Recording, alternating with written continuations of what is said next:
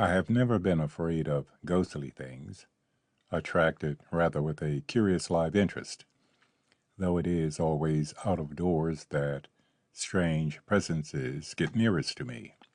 And in nature, I have encountered warnings, messages, presentiments, and the like that, by way of help or guidance, have later justified themselves. I have, therefore, welcomed them. But in the little rooms of houses, things of much value rarely come, for the thick air chokes the wires, as it were, and distorts or mutilates the clear delivery. But the other night, here in the carpenter's house, where my attic windows beckon to the mountains and the woods, I woke with the uncomfortably strong suggestion that something was on the way, and that I was not ready. It came along the byways of deep sleep. I awoke abruptly, alarmed before I was even properly awake. Something was approaching with great swiftness, and I was unprepared. Across the lake, there were faint signs of color behind the distant Alps, but terraces of mist still lay gray above the vineyards, and the slim poplar, whose tip was level with my face, no more than rustled in the wind of dawn. A shiver, not brought to me by any wind, ran through my nerves. For I knew with a certainty, no arguing could lessen nor dispel, that something from immensely far away was deliberately now approaching me. The touch of wonder in advance of it was truly awful. Its splendor, size, and grandeur belonged to conditions I had surely never known. It came through empty spaces, from another world. While I lay asleep, it had been already on the way. I stood there a moment, seeking for some outward sign that might betray its nature. The last stars were fading in the northern sky, and blue and dim lay the whole long line of the Jura, cloaked beneath still slumbering forests. There was a rumbling of a distant train. Now and then a dog barked in some outlying farm. The night was up and walking, though as yet she moved but slowly from the sky. Shadows still draped the world, and the warning that had reached me first in sleep rushed through my tingling nerves once more with a certainty not far removed from shock. Something from another world was drawing every minute nearer, and with a speed that made me tremble and half breathless. It would presently arrive. It would stand close beside me and look straight into my face, into these very eyes that searched the mist and shadow for an outward sign. It would gaze intimately, with a message brought from me alone. But in these narrow walls, it could only come with difficulty. The message would be maimed. There still was time for preparation, and I hurried into clothes and made my way downstairs and out into the open air. Thus, at first by climbing fast, I kept ahead of it, and soon the village lay beneath me in its nest of shadow, and the limestone ridges far above dropped nearer.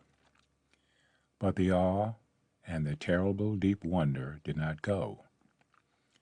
Along these mountain paths, whose every inch was so intimate that I could follow them even in the dark, this sense of breaking grandeur clung to my footsteps, keeping close.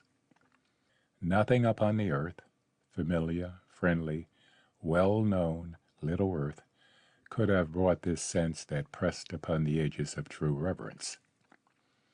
It was the awareness that some speeding messenger from spaces far, far beyond the world would presently stand close and touch me, would gaze into my little human eyes, would leave its message as of life or death, and then depart upon its fearful way again.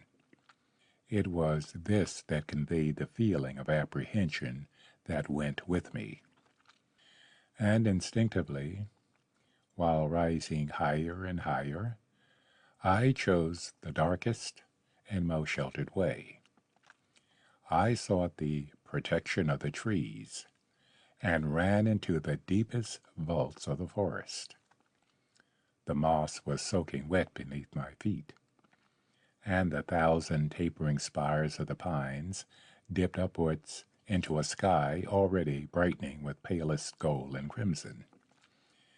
There was a whispering and rustling overhead as the trees, who know everything before it comes, announced to one another that the thing I sought to hide from was already very, very near.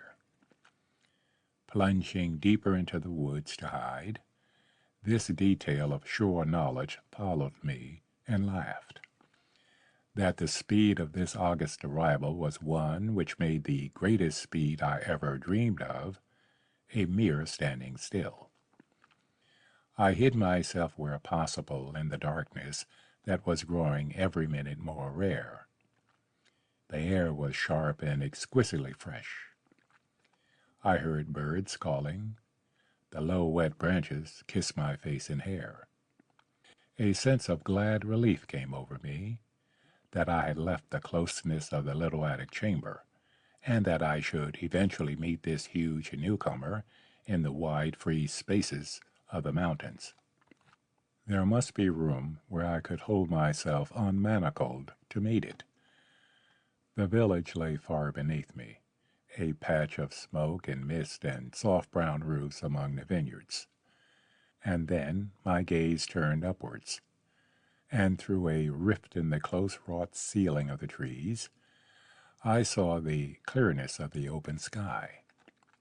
A strip of cloud ran through it, carrying off the night's last dream.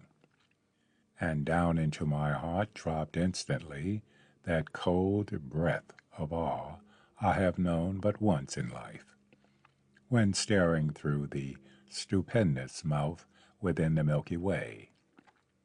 That opening into the outer spaces of eternal darkness, unlit by any single star, men call the coal hole. The futility of escape then took me bodily, and I renounced all further flight.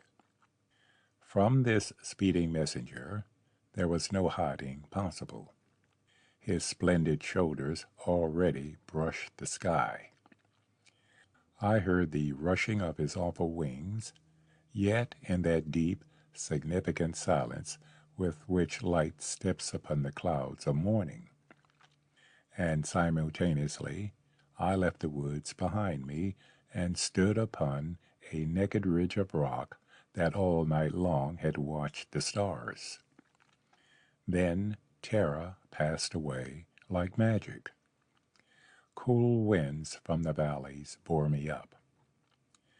I heard the tinkling of 1,000 cowbells from pastures far below in a score of hidden valleys. The cold departed, and with it every trace of little fears. My eyes seemed for an instant blinded, and I knew that deep sense of joy which seems so unearthly that it almost stains the sight with the veils of tears. The soul sank to her knees in prayer and worship. For the messenger from another world had come. He stood beside me on that dizzy ledge. Warmth clothed me, and I knew myself akin to deity. He stood there, gazing straight into my little human eyes.